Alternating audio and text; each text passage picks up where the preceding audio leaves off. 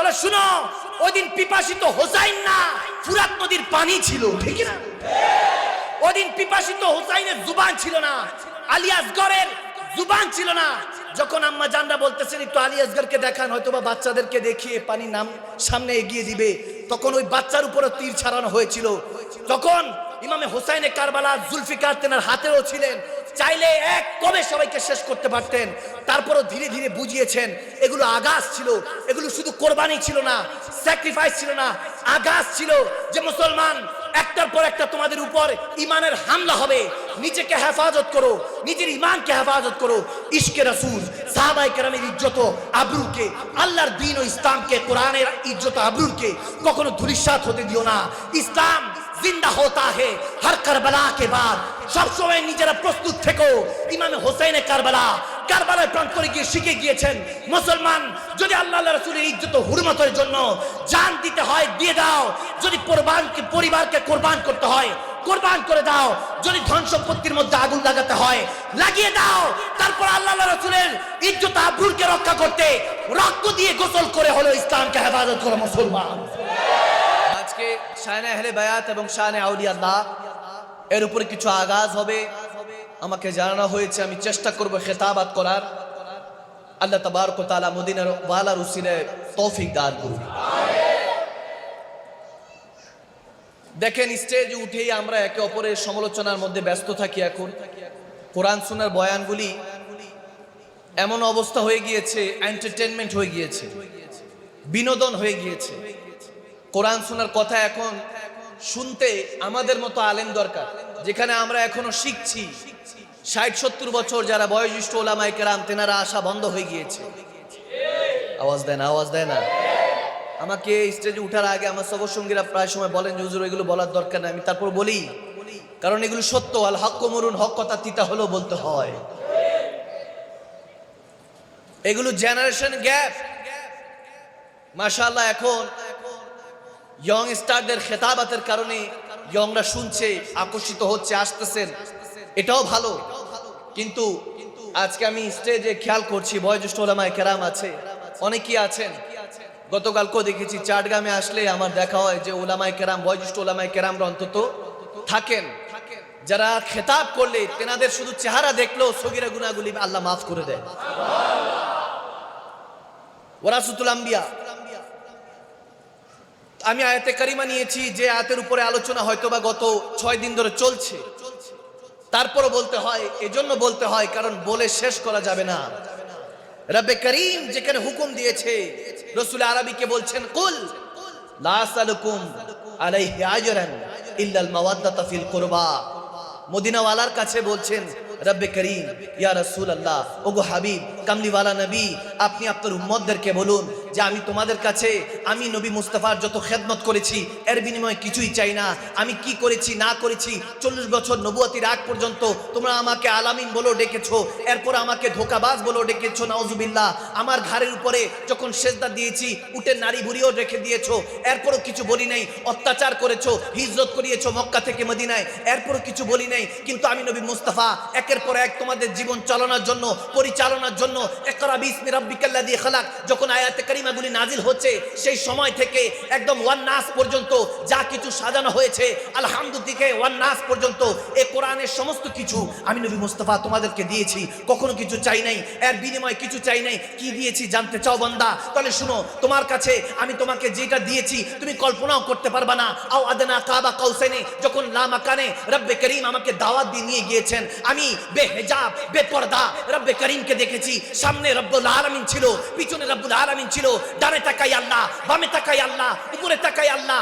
ডিমের কুসুমের মতো আমি নবী মুস্তাফা ওই কুসুমটা ছিলাম, সারা আবৃত আল্লাহময় অবস্থায় ছিলাম। ওই যখন ওই অবস্থায় ছিলাম, রব্বে করিম আমার কাছে বলেছিলেন, ওগো হাবিব, দুনিয়া থেকে এসেছেন, কিছু একটা দেন। আমি নবী মুস্তাফা সেই রব্বে করিমকে বলেছি, আল্লাহ দুনিয়া তো সবই কিছু তোমার, তোমাকে তোমার দুনিয়া থেকে কি দিব? রব্বুল আলামিন বলতেছে, না না, কিছু একটা দিতে হবে। মেহমান হয়ে আসলে তো কিছু একটা দিতে হয়। যেমন আমরা একজন আরেকজনের বাসায় গেলে কিছু না কিছু তোহফা নিয়ে যাই, কিছু ফল ফ্রুটস নিয়ে যাই, কিছু না কিছু নিয়ে যাই। রব্বুল আলামিনও রাহমাতুল লিল আলামিন দ্বারা মেহমান নওয়াজি শিখাচ্ছেন। যেই মেহমান নওয়াজি ইয়াজিদ ভুলে গিয়েছিল, কিন্তু রাসূলুল্লাহ ওই ইয়াজিদের তলোয়ার চালায় নাই, রাসূলুল্লাহ ইশকে ইলাহি তলোয়ার চালিয়েছিলেন। আমাদের মুমিনের সিনাদের মধ্যে, সিনায়ের মুস্তাফার মধ্যে, মুস্তাফায়ের সিনার মধ্যে ইশকে রাসূল, ইশকে ইলাহি ছিল। তখন এই অবস্থার মধ্যে রব্বে করিম বলল, ঠিক আছে মাওলা, কি নিরাশ করব না, তুমি চেয়েছো নিরালা, আমি নবী মুস্তাফা দিব নিরালা। তখন আত্তাহিয়াতু লিল্লাহি ওয়াস সালাওয়াত ওয়াত তাইয়্যিবাত, আমার রাসূল আরবি আল্লাহকে বেহিজাব পর্দা ছাড়া একটা সিজদা দিলেন। রব্বুল আলামিন খুশি হয়ে গেলেন, বললেন এতদিন পর্যন্ত আদম সফিউল্লাহ থেকে ঈসা রুহুল্লাহ পর্যন্ত বেদেখা না দেখি আমাকে সিজদা দিয়েছে, আমাকে মেনেছে। এতদিন পর্যন্ত দেখাই নাই, পর্দার আড়ালে ছিলাম, আজকে সাক্ষী রেখে দিয়েছি। এজন্য আপনি জানতাম দেখে আমাকে এই সিজদাটাই দিবেন। আজকে আপনি সাক্ষী রাখলেন, আপনি এই মার্তাবা হাসিল করলেন যে আসসালামু আলাইকা আইয়ুহান নবী, জান আপনাকে আমি সালামটা উপহার দিলাম। এই সালাম আর সালাত মিলিয়ে, সিজদার সালাম মিলিয়ে নামাজটা সালাতটা 50 ওয়াক্ত দিয়ে রব্বুল আলামিন পাঠিয়ে দিলেন নবী মুস্তাফাকে দিয়ে। এরপর বললেন এই 50 ওয়াক্ত পড়লে 5 ওয়াক্ত সওয়াব, কমতে কমতে এটা 5 ওয়াক্ত হয়েছে 50 ওয়াক্ত থেকে, এখন 5 ওয়াক্ত পড়লে 50 ওয়াক্ত সওয়াব। আলেমে দ্বীনরা বলেন আমি মানি, কিন্তু একটা জিনিস বলি যে 5 ওয়াক্ত পড়লে শুধু 50 ওয়াক্ত সওয়াব না, রব্বে করিমকে রাসূল আরবি যে এক দেখে সিজদা দিয়েছে, ওই একটা সিজদা সওয়াব 5 ওয়াক্ত নামাজে ঢুকাই দিলেন। আসসালাতু মিরাজুল মুমিনিন, মুমিন বান্দাদের জন্য নামাজটা মেরাজ বানিয়ে দিলেন।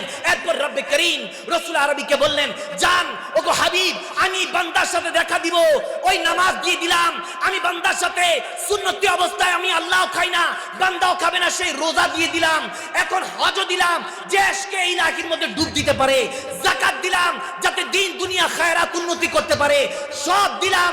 মুস্তাফাকে জিজ্ঞেস করে ডাক দিয়ে বলতেছেন, আপনি বলে দেন সব দিলাম, এটার বিনিময়ে আমি তোমাদের কাছে কিছু চাই না, শুধু একটা জিনিস চাই, যদি নবীর ঋণ শোধ করতে চাও, নবীর আহলে বায়াত, নবীর বংশধরকে ভালোবাসো, নবীর বংশর হয়ে যাও, মনে রাখো নবীর বংশ একমাত্র নামাজের অংশ। সুবহানাল্লাহ।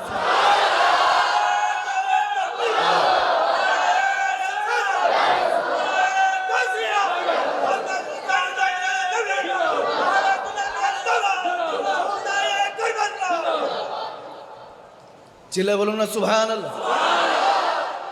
আহলে বায়াতকে ভালোবাসার হুকুমটা কার? আল্লাহর হুকুমে চলছে, চলছে আল্লাহর হুকুমেই। এখানে মধ্যে অনেকে বলে ফেলে সবই তো আল্লাহর হুকুমেই চলে, তাহলে জেনাটা তো মনে হয় আল্লাহর হুকুমই চলে, নাউজুবিল্লাহ। এরকম বলনেওয়ালা আছে মাশাআল্লাহ। এই জায়গায় হয়তো বা নেই, কিন্তু কিছু কিছু জায়গায় এখন এই টাইপের মুনাফিক পাওয়া যায়।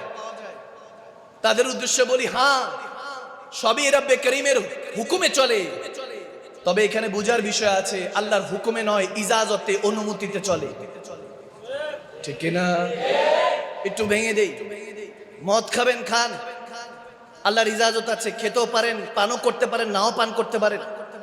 জিনা করবেন করেন, আল্লাহ ছাড় দিয়ে রেখেছেন। আপনি সুদ ঘুষ খাবেন খান, আল্লাহ ছাড় দিয়ে রেখেছেন। আপনি বেনামাজি হয়ে ফিরে খুব আমলদারি দেখাবেন করেন, ছাড় দিয়ে রেখেছেন। আপনি আরেকজনের সমালোচনা করবেন, গীবত করবেন, চুগলখড়ি করবেন করেন, আল্লাহ ছাড় দিয়ে রেখেছেন। মনে রাখবেন, ওয়া মা ইয়ামাল মিসকালা যারাতিন শাররান ইয়ারা, এটার হিসাব একদিন রব্বে করিম হাসরের ময়দানে নিবে, ঠিক কি না? এই সত্য প্রতিষ্ঠার জন্য ইমামে হুসাইনে কারবালার প্রান্তরে গিয়েছেন। ভাইরা আমার, বাবার আমার, আমি প্রত্যেকের কাছে বলছি, এটাকে একদিনের ইন্তজাম বানাবেন না। মাসনাদগুলি শূন্য হয়ে যাচ্ছে। আওলাদে রাসূলরা আগে যেনারা আসতেন, তাই হুজুর কেবলা বয়স হয়ে গিয়েছে, আসতে পারবেন কিনা সন্দেহ আছে, ঘাটতি চলে আসবে। অনেক আকাবিরিনদেরকে আগে দেখতাম, আমি 1-2 বছর ধরে আসতেছি না, বহু বছর ধরে চট্টগ্রামে আসা যাওয়া আছে। জালালউদ্দিন আল কাদরি, আল্লামা নাইমি, ইমামে আহলে সুন্নাত ইমাম আল্লামা হাশমি আলাইহি রহমাত, তেনাদের মতো আকাবিরিনরা এখন শূন্য। আল্লাহর ওলিরা যখন পর্দা করতেন উরুস হতো, এখন ওলি আল্লাহরা আকাবিরিনরা পর্দা করে, উরুসও হয় না, ডঙ্কাও হয় না, মানুষ মনেও রাখছে না। এটার মানে হলো কলব অন্ধকার হয়ে গিয়েছে, আপনার আমার ব্রেনকে শূন্য করে দেওয়া হয়েছে। ইহুদি নাসারাদের এজেন্ডারদের প্রকল্পনায় পড়ে এইসব টেকনোলজি আপনারা আমাকে মনুষ্যত্বহীন বানিয়ে দিচ্ছে, ইলিটারেট বানিয়ে দিচ্ছে, ঠিক কিনা? ভাইয়ের আমার, বাবার আমার, আমি শুধু এই বিষয়গুলি নিয়ে একটু আগাজ দিব এটাই। ইমামে হুসাইনে কারবালা কে ছিলেন? কে ছিলেন? দুঃখজনক বিষয় কি জানেন? গতকালকেও এখানে আশেপাশে একটা মেহফিল ছিল, ওখানে কিছু খেতাবাত হয়েছে। আমি আমার মতো বয়ান করেছি যতটুকু আল্লাহ তৌফিক দিয়েছে। একটা বিষয় না বললেই নয়, পরবর্তীতে ভুলে যেতে পারি, কারণ আমাদের হাল উঠে গেলে খবর থাকে না, এমন সুন্নির একটু বেহাল হয়ে থাকে, ঠিক কিনা? ইশকে রসুল যাদের অন্তরের মধ্যে, তারা একটু এমন বেহাল থাকে, খবর থাকে না, ডুব দিলে আর খবর হবে না। তো গতকালকে আমি এখানে বয়ান করছিলাম যে কোনো কওমি ঘরানার আলেম, আমি কাউকে কখনো ক্রিটিসাইজ করি না, কাউকে ছোট করি না, অপমান করি না, বুঝাবার চেষ্টা করি। বুঝলে তো ইনশাল্লাহ এমনি বুঝে চলে আসবে। হেদায়েতের মালিক কি? আওয়াজ দেন, হেদায়েতের মালিক কি? আমি ওনার একটা বক্তব্য শুনেছি, উনি বলতেছিলেন যে আমি আবু বকর সিদ্দিক থেকে বড়, কারণ আবু বকর সিদ্দিক হয়তোবা 10 বছর রোজা ফরজ ছিল কিংবা নামাজ ফরজ ছিল, তিনি ওইটুকু ইবাদত করেছেন। আমি 35 বছর ধরে আমার উপরে রোজা নামাজ ফরজ, কতবার ওমরা করেছি ঠিকও নয়। আমি আবু বকর সিদ্দিক থেকে, ওনার নাম সম্ভবত হাসান জামিন মাওলানা সাহেব, তিনি বলেছেন যে তেনার ইবাদত সিদ্দিক আকবর থেকে উপরে, নাউজুবিল্লাহ। এখন বিষয়টা হয়েছে কি, অনেকক্ষণ উনি হয়তোবা 3-4 মিনিট লাগিয়ে এটা বলেছে। তো আমরা আশেক মানুষ, আমরা 2-3 মিনিট শুনে যখন দেখতেছি যে এগুলো কি বলছে, ফাঁসা কথা, এভাবে কি বুঝাতে চাচ্ছে, আমি ভেবেছি উনি অহংকার করছে, আল্লাহ মাফ করুক। আমি এই ব্যাপারে গতকালকে কিছু বলেছি যে এটা বলা ঠিক না। সিদ্দিক আকবর শান অনেক নিরালা, ঠিক না? অনেক উপরে, আফজাল, নবী রাসূলদের পরে যেনা মাকাম সিদ্দিক আকবরের, সেই মাকাম আমার নবীর প্রথম খলিফা, ঠিক না? আমি ওটার ব্যাপারে কিছু জিনিস বলেছি যে রব্বে করিম এই ব্যাপারে আয়াতে কারিমা নাজিল করেছেন, আমি ওই দালাইল পেশ করেছি। এখন সমস্যা হয়েছে যে শেষের দিকে গিয়ে দেখলাম যে উনি অনেক কিছু বলতেছেন যে আমি হাসান জামিল সাহেবের ভিতরে এরকম মন হচ্ছে বা এরকম ভালোবাসা কাজ করছে যে আমার ইবাদত যা কিছু আছে সারা জীবনের আমল এক জায়গায়, আবু বকর সিদ্দিকের মহব্বত আরেক জায়গায়। সুবহানাল্লাহ। তো এটা ভালো, আলহামদুলিল্লাহ, আমি অ্যাপ্রিশিয়েট করি। এরপর উনি আজকে লাইভে এসেও এটা ব্যাপারে বলেছেন যে আবু বকর সিদ্দিক, উনি রসুল আরবির পরে আবু বকর সিদ্দিক রাদিয়াল্লাহু তাআলা আনকে ভালোবাসেন। আলহামদুলিল্লাহ, আমি এই ব্যাপারে আমার কোনো অবজেকশন নেই। কিন্তু প্রবলেম হলো আপনি যে ওয়েতে বুঝিয়েছেন, যে ওয়েতে আপনি বুঝিয়েছেন বান্দাদেরকে, ওয়েটা রং ওয়ে, ঠিক কিনা? আমি ওই বিষয়গুলো একটু বলবো। কি কষ্ট হচ্ছে বাবা? কষ্ট হচ্ছে? সিদ্দিক আকবরের শান নিয়ে যদি নিজের সাথে মিলাতে যাই, সুম্মা মাআযাল্লাহ, এটাতে হবে কি রং ওয়েতে যাবে। যেমন দেখেন, আমি মিসালান উদাহরণস্বরূপ স্বরূপ যদি বলি, উজুদুল আদম, যখন আদম আলাইহিস সালামকে সেজদার হুকুম আসলো, সমস্ত মাখলুকাত ফেরেশতারা আদম সফিউল্লাহকে সেজদা করলেন, সম্মান করলেন। কার হুকুমে? আওয়াজ দিতে হবে, কার হুকুমে? ইল্লা ইবলিস, একজন ছাড়া। তিনি কে? কি নাম নিতে কি কষ্ট হয়? কারোর সাথে বন্ধুত্ব নাই তো? আওয়াজ দিয়ে বলেন, তিনি কে? ইবলিস, শয়তান, মারদুদ ছাড়া কেউ। সে একটা যুক্তি দিয়েছিল যে আদম তো মাটির তৈরি, আর আমি আদমকে কেন সেজদা করবো? সেজদার মালিক তো আল্লাহ, তো নই, ঠিক কিনা? সেজদার মালিক কে? আল্লাহ। কথা ভালো, কথা কি ভালো, কিন্তু কাজে বেয়াদবি। আওয়াজ দেয় না বাবা? আওয়াজ দিয়ে বলেন, ঠিক কিনা বলেন? কথা ভালো কিন্তু কাজে বেয়াদবি। এখন কথা বলতেছে আল্লাহ তোমাকে সেজদা দিব, আদমকে কেন? এখন হুকুম তো দিয়েছেন সেজদা দেওয়ার জন্য কে? কথা ভালো, কাজে বেয়াদবি। আরেকটা মিসাল যদি নেই, রসুল আরবি একবার গনিমতের মাল যুদ্ধ থেকে যেটা পাওয়া হতো, সেটা যখন বন্টন করছেন, যুলখাইসা তামিমি নামের লানাতুল্লাহ আলাল কাযিবিন বলতেছে, ইয়া মুহাম্মদ ইত্তাকুল্লাহ, নাউযুবিল্লাহ পড়ুন। সে বলতেছে নবীজিকে ডাক দিয়ে, আপনি আল্লাহকে ভয় করুন, গনিমতের মাল ধরেন 10 টাকা, এখন আমি সবার মধ্যে বা দুইজনের মধ্যে বন্টন করব। কিভাবে বন্টন করব? একজনের 5 টাকা, আরেকজনের 5 টাকা। এটা কি ইনসাফ বলা হয়? কি বলা হয়? ইনসাফ। আর যদি দেখি একজন গরিব মাসাকিন দিন এনে দিন খায়, আরেকজনের সম্পদ আল্লাহ দিয়েছেন আলহামদুলিল্লাহ, তাহলে আমি করব কি? আদল যেটাকে বলা হয়, ইনসাফের পর আদল, ইনসাফের পর আদল বলা হয় যে একজনকে আমি 6 টাকা দিব যে ধনী, আর যে একটু গরিব তাকে দিব 4 টাকা। আমার কথা বোঝা যাচ্ছে কি? কথা বোঝা যাচ্ছে? এটাকে আদল বলা হয়। তো যুলখুয়াইসা তামিমি, তার মধ্যে তো লোভ ছিল, সে বলতেছে ইয়া মুহাম্মদ ইত্তাকুল্লাহ, আল্লাহকে ভয় করে বন্টন করুন, নাউজুবিল্লাহ। সে রাসূলকে ভয় দেখাচ্ছে আল্লাহ। তো এটা আদব না বেয়াদবি? আওয়াজ দেন, আদব না বেয়াদবি? তো আমাদের কাজে কর্মে যদি এরকম হয়ে যায়, আমরা কি শিখাবো মানুষকে? তা আমি দেওবন্দের আলেম, কওমি আলেম ঘরানার আমি খেয়াল করলাম আজকের বয়ানে কমেন্ট যেগুলো আসতেছিল, সবাই খুব ভালোবাসা নিয়ে বলতেছিল আপনাদের আমাদের চাটগ্রামের বিষ্ট আলেমে আহলে সুন্নাত, ওলামা আহলে সুন্নাত এবং মিডিয়া ব্যক্তিত্ব মুকাররম বারি সাহেব আছেন, আরো ওলামায়ে কেরামরা আছেন, তেনাদের কথা টেনে বলতেছে যে মাদানী হুজুর, বারি হুজুরকে আপনাদেরকে ভালোবাসি, আপনি তারেক হাসান জামিল হুজুরের ওয়াজটা পুরাটা শুনেন, তিনি এটা বুঝান নাই। আমি আমার পক্ষ থেকে ক্ষমা চাইতে 1000 বার রাজি আছি, চাইলে এই মজলিস আমি কানে ধরতেও রাজি আছি যদি আমার ভুল হয়। আমার কথা বুঝতেছেন বাবা? আমার যদি ভুল হয় আমি কানে ধরতেও রাজি আছি, উৎকোষ করতেও রাজি আছি আমি মাকদুম সালমাদান। কিন্তু আল্লাহ আল্লাহ রাসূলকে নিয়ে শানে আজমতে আহলে বায়াত, শানে আজমতে সাহাবা রাসূল, ওলি আল্লাহদের সাহাবাদেরকে নিয়ে, ওলি আল্লাহদেরকে, ওয়ারাসাতুল আম্বিয়াদেরকে নিয়ে একটা কটূক্তি করলে আমি সহ্য করব না। এটা কোনো মুসলমান সহ্য করবে না। আমি ওই কথাই বুঝেছি। I appreciate that. আমি আপনাকে কংগ্রাচুলেশন জানাই, মোবারকবাদ জানাই, আপনি এটা লাইভে এসে এটার সমাধান করেছেন। উনি বুঝিয়েছেন যে না, আমি ওটা বলি না, আমি ওটা বলেছি, সিদ্দিক আকবরকে আমি ভালোবাসি। তো উনি শেষের দিকে বুঝিয়েছেন যে আমি এত ইবাদত গুজার, তারপর আমি আবু বকর সিদ্দিকের সমান হতে পারবো না, কারণ নিসবতে রসুলের কারণে সিদ্দিক আকবর দামি হয়ে গিয়েছেন। সুবহানাল্লাহ। তো এটা ভালো, উনি আমার থেকে বয়োজ্যেষ্ঠ আলেম এবং বয়স রাখেন। আমি ওলামায়ে দেওবন্দ, আমি জানি, আমার একটা বিশ্বাস মনে মনে, কেউ অন্যভাবে নিবেন না, আমি কাউকে জুদা করতে পছন্দ করি না। কারণ ওলি আল্লাহরা, ইমামে সুফিয়ায়ে কেরামরা, তাসাউফের ইমামরা সবাই চাইতেন যাতে সবাই এক হয়ে যায়, আমার নবীর পতাকা তলে চলে আসে। ঠিক না? ঠিক না? আমরা ওই পথেই হাঁটি। আমরা কাউকে কুটিউক্ত করব না, নেগলেক্ট করব না, আমরা বুঝাবো। রাস্তা যদি বন্ধ করে দিয়ে আসবে কিভাবে? আওয়াজ দেন। রাস্তা যদি ক্লোজ করে দিয়ে আসবে কিভাবে, বা আমরা যাব কিভাবে? এখন ওই জেনারেশন না, এখন হলো ভালোবাসা, ভ্রাতৃত্ব দিয়ে মদিনাওয়ালার মতো বিশ্বটা জয় করতে হবে। ঠিক না? দাজ্জালের ফিতনা শেষ।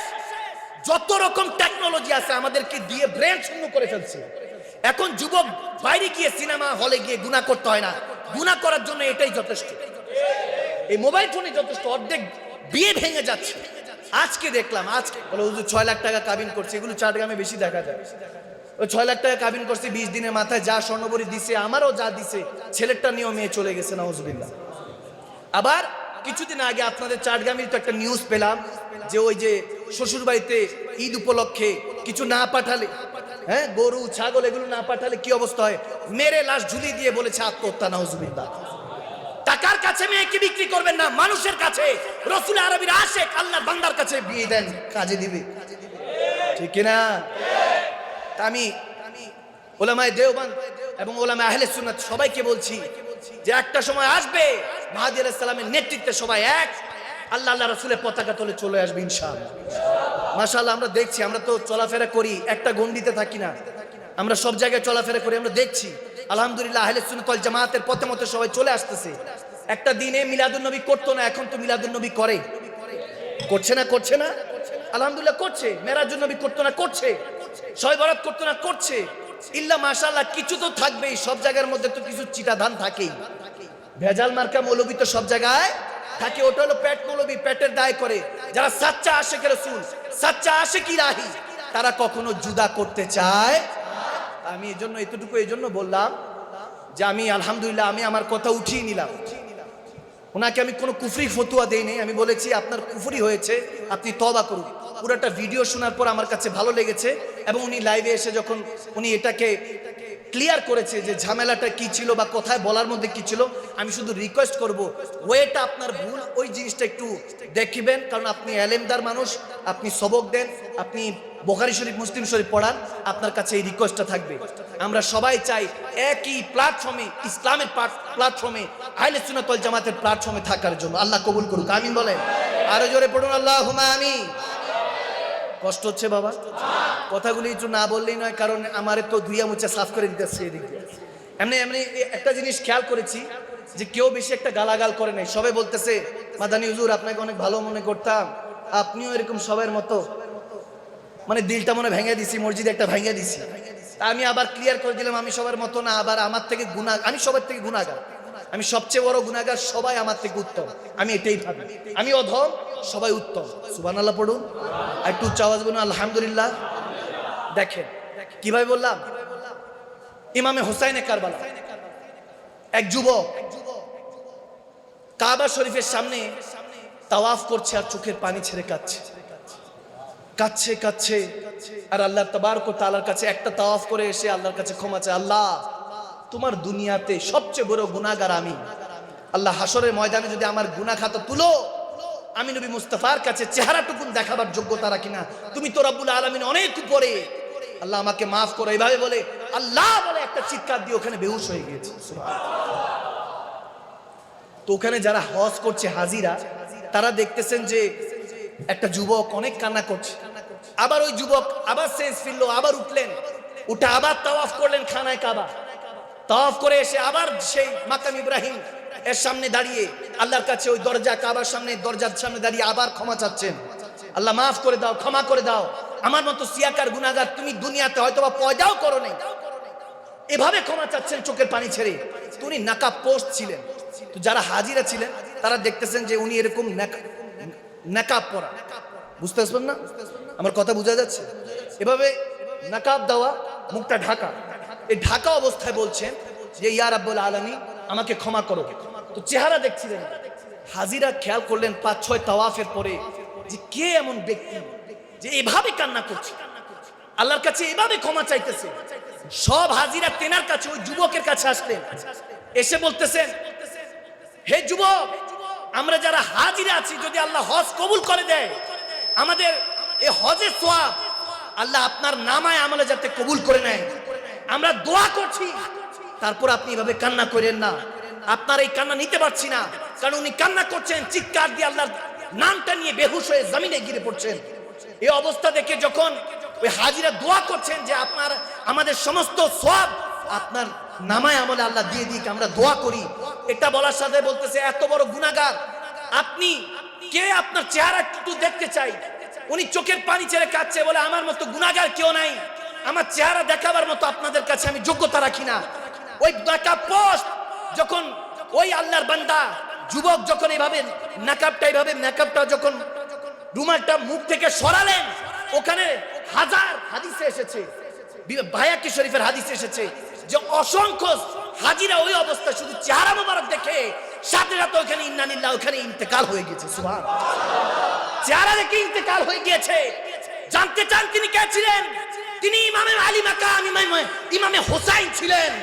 ইমামে হোসাইন দাঁড়িয়ে কাবা শরীফের সামনে বলতেছে ইয়া রাব্বে কারীম, আমার মতো গুনাহগার এই দুনিয়াতে নেই। আরে জান্নাতের সর্দার, জান্নাতের যুবকদের সর্দার, মুমিনদের সর্দার, নবী রাসূলদের সর্দার, কারণ যুবক তো সমস্ত নবী রাসূল হবেন, মুমিনরা হবেন, ওলি গাউস কুতুবরা হবেন। শুধু সেখানেই শেষ নয়, সমস্ত ফেরেশতা কুল কায়নাতের সর্দার তেনাদেরকে বানানো হয়েছে। সে হাসানে মুজতাবা, হুসাইনে মুর্তাজা, তিনি দাঁড়িয়ে বলছেন যে আল্লাহ আমার মতো গুনাহগার কেউ নাই। আর আমরা মনে হয় যেন বেহেশতের সার্টিফিকেট নিয়ে ঘুরছি, এমন ভাবে চলাফেরা করি, অহংকারে জমিনে পা পড়ে না। আল্লাহর কাছে তওবা করে ফিরে আসুন বান্দা। এই মাহফিলগুলি কোনো এন্টারটেইনমেন্ট, বিনোদন বানাবেন না। খোদার কসম, এটার জবাব কবরে জেলে আপনাকে আল্লাহর হাবিবের কাছে দিতে হবে। মদিনাওয়ালা যদি বলে লা আদরি, চিনি না, মা কুনতা তাকুলু ফি হাক্কি হাযা রাজুলি মুহাম্মাদি, যখন জিজ্ঞেস করবে তাকুলু, মিম্বরে রাসূলে বসে কি বলেছো? নিজের মতো বলেছো না ইয়া রাসূলুল্লাহ বলেছো, না ইয়া হাবিবাল্লাহ বলেছো? ওদিন যদি পরিচয় না দিতে পারেন, আর মদিনাওয়ালা যদি দেখে বেনামাজি ছিল, সুদ ঘুষ খাইতো, দেশের টাইনে দশেরটা খেতো, এরকম যদি কামলিওয়ালা নবী বুঝে যায়, লা আদরি বলবে যে চিনি না এই উম্মতকে, তখন আপনার ঠিকানা ফি নারে জাহান্নামা খালিদিনা, চিরস্থায়ী জাহান্নামে হবে। নাউজুবিল্লাহ বলে। এই জন্য ভাইরা আমার, বাবারা আমার, আহলে বায়াতের আদর্শ সিনার মধ্যে দান করেন, নিজের মধ্যে আনার চেষ্টা করেন। একটা ওয়াকিয়া না বললেই নয়। আহলে বায়াতের আদর্শ কেমন জানেন? আমরা তো একজন আরেকজনের যদি কোন রকম গালি দেয়, জায়গা জমিনও না, কোন রকম যদি গালি দেয় তার 14 গোষ্ঠী উদ্ধার করে ছাড়ি, ঠিক কিনা? আওয়াজ দেন, আওয়াজ দেন, ঠিক কিনা? 14 গোষ্ঠী উদ্ধার করে ছাড়ি। অথচ ইমামে হোসাইনের শিক্ষাটা দেখেন, কারবালার প্রান্তরে প্রায় 6-7 বছরের পরের ঘটনা কি হয়েছে জানেন? ওই প্রান্তর থেকে শুধু একজন ফিরেছেন, সবাই জানেন, তেনার নাম হলো, একজন আওলাদে রসুল, একজন শাহজাদা ফিরেছেন, তেনার নাম ইমাম জাইনুল আবিদিন। একজন ফিরেছেন, তিনি 6-7 বছর পর লঙ্গর সাজালেন, খাবার খাওয়াচ্ছেন সবাইকে। আমরা তো এরকম নির্মম, আহা, কারবালার প্রান্তরের কথা বলে শেষ করা যাবে না। সেই ইমাম হাসান হোসেনের কথা বললে আনে যে ইয়াজিদের সাথে এটা নাকি একটা রাজনীতিক পলিটিক্স বিষয় ছিল, এগুলো নিয়ে কথা বলার দরকার নেই, নাউজুবিল্লাহ। তাহলে যদি আপনার কাছে এরকম মনে হয়, আপনার আওলাদের নাম ইয়াজিদ রাখেন না কেন? আওয়াজ দেন, আওয়াজ দেন। যদি এরকম হয় তাহলে আপনার আওলাদের নাম ইয়াজিদ রাখেন না কেন? তখন তো বলবে ইয়াজিদের আব্বা, ঠিকই না? আপনাকে তো ইয়াজিদের বাপ বলে ডাকবে, ওটা তো আপনার কাছে গালি মনে হবে। আলাইহি রাহমাতুল্লাহ আলাইহি লাগে, নাউজুবিল্লাহ। চিন্তা করেন কোথায় পৌঁছাইছে। 3 দিনে বেশি শোক করার জায়েজ নেই, আমরা জানি, আমরা এটা মানি। আমাদের মুমিনদের সর্দার যিনি থাকবেন, যুবকদের সর্দার ইমামে হোসাইন, রসুল আরবির খানদান লুটে গেল, কোরবানি হয়ে গেল। ওখানের ওই বিষয়টা নিয়ে আমরা মেহফিল সাজাতে পারবো না, গাম মানাতে পারবো না। শিয়ার তোকমা লাগিয়ে দিবেন, একটা নতুন করে ফাসাদ শুরু হয়েছে, সুন্নিদের মধ্যে নাসিবি ঢুকে গিয়েছে। একজন আকাবিরিনের জুবানে শোনা, সুন্নিদের মধ্যে নাসিবি ঢুকে গিয়েছে। মনে করে যে আহলে বায়াতের কথা বললে শিয়ার তোকমা, খারে রাফিজিদের তোকমা লাগিয়ে দেয়, বসি আছে সিন্নি। নাউজুবিল্লাহ পড়বেন না? আরে আমরা ডাবল পাক পাঞ্জাতেনি, কি বলে ডাবল পাক পাঞ্জাতেনি। এদিক দিয়ে রসুল, আবু বকর, ওমর, ওসমান, হায়দার, এদিক দিয়ে রসুল, আলী, হাসান, হোসেন, মা ফাতেমাতুজ জাহরা, পাক পাঞ্জাতেনি আমরা। দোনো দিকে রসুলও আছে, আলীও আছে, ঠিক কিনা? ঠিক কিনা? বেলায়েতে শাহেনশাহ সব দিকে আছে, নবুয়ত রিসালাতের ফায়েদও আছে, বেলায়েতের ফায়েদও আছে। মান কুনতু মাওলা ফাহাযা আলিউন মাওলা। আরে জিজ্ঞেস করছেন ইসমাইল জবিউল্লাহ 10ই জিলহজে পালন করেন, যদি ওই দিন ইসমাইল জবিউল্লাহ কোরবানি হয়ে যেতেন, প্রত্যেক বাবার উপরে ফরজ হতো ওই কোরবানির দিন নিজের সন্তানকে কোরবানি করা। বেঁচে গিয়েছেন তো এজন্য জুবান দিয়ে বড় বড় কথা বের হয়। শুনেন, উনি তো পরদাদা ছিলেন ইসমাইল জবিউল্লাহ। এদিকে নাতি হোসাইনের যখন ব্যাপার আসলো, প্রশ্ন জাগতে পারে যে ইসমাইল জবিউল্লাহর ক্ষেত্রে, ইব্রাহিম খলিলুল্লাহর ক্ষেত্রে যখন ইমতিহান আসলো, ইসমাইল জবিউল্লাহর গর্দান দিয়ে তলোয়ার চালালো, কিন্তু আল্লাহ ছুরি চলতে দিলেন না, দুম্বা ঢুকিয়ে দিলেন, দুম্বা রেখে দিলেন। ঈদুল আজহা হয়ে গেল, 10ই জিলহজ, রক্ত দিয়ে শেষ হয় বছর, আবার রক্ত দিয়ে শুরু মুহররমের মাস।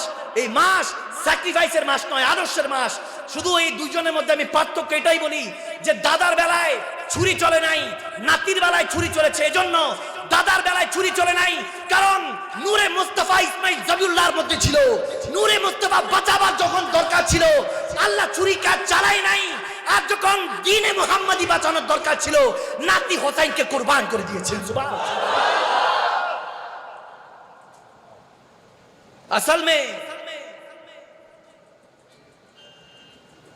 असल में एक बात क्या था पता नहीं, किसी पता नहीं, बस घूम फिर रहा, खा रहा है, पी रहा है, जी रहा है अपने साथ। প্রত্যেকটা ব্যক্তি টেনশনে আছে। প্রত্যেক দিন ঘুম থেকে উঠেন দেখবেন একটা না একটা টেনশন আছে, ডিপ্রেশনে আছে, জীবনের সাথে যুদ্ধ চলছে। এখন আর ওই ঘোড়া তলোয়ার নিয়ে মাঠে ময়দানে গিয়ে যুদ্ধ করবেন ওই দিন নেই। এখন জীবনের সাথে যুদ্ধটাই হলো সেই জিহাদ, নফসের সাথে যুদ্ধ হলো জিহাদ। আপনাকে বুঝতে হবে এগুলো। আমাদের মধ্যে থেকে আদর্শ উঠিয়ে নেওয়া হচ্ছে আহলে বায়াতে। আমি আবারও বলছি,